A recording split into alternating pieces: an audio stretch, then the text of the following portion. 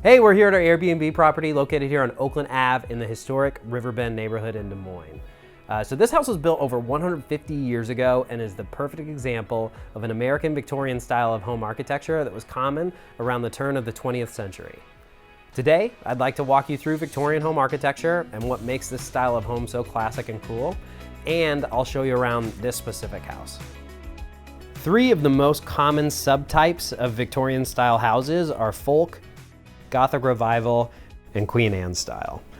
Folk Victorians are more plain and conservative. These are sometimes crazy old, and a lot of the first houses ever built in the Midwest are of this style.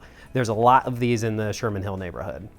Gothic Revivals are more castle-like. They have pointed arches, pinnacles, and parapets. They give off major haunted house vibes.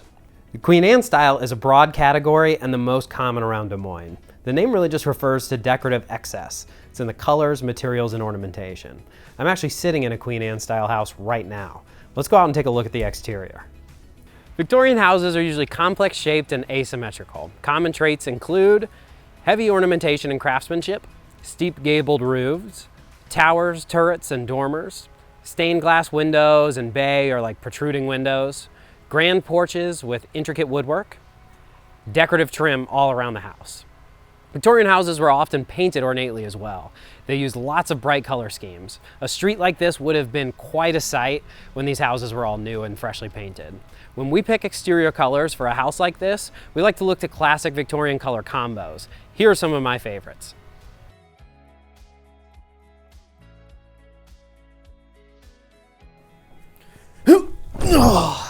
So diving into the interior features of Victorian style houses, they all have high ceilings, intricate woodwork, ornate staircases, usually small walled off kitchens, often with like a servant quarters. And this house even has a second staircase running up to like a servant quarters upstairs. They have dark and rich stains and colors on the inside. So when we're decorating Victorian style interiors, we like to mix in the classic Victorian design with modern touches like these unique light fixtures and light wall colors to kind of brighten it up. When most Victorian style houses were being built around the turn of the 20th century, America was going through a period of industrialization. This made it possible for the middle and working class to do more with the construction of their homes. Therefore, many of the homes built around this time were elaborately decorated, complex, and well built. There is no other time in American history where architecture like this was so prevalent. Today, we kind of take for granted the craftsmanship that went into these houses and favor the efficiency around new construction and expansive developments. We too often overlook the beautiful architecture like this Queen Anne style Victorian. This is one of the many reasons why I'm on Team Old House.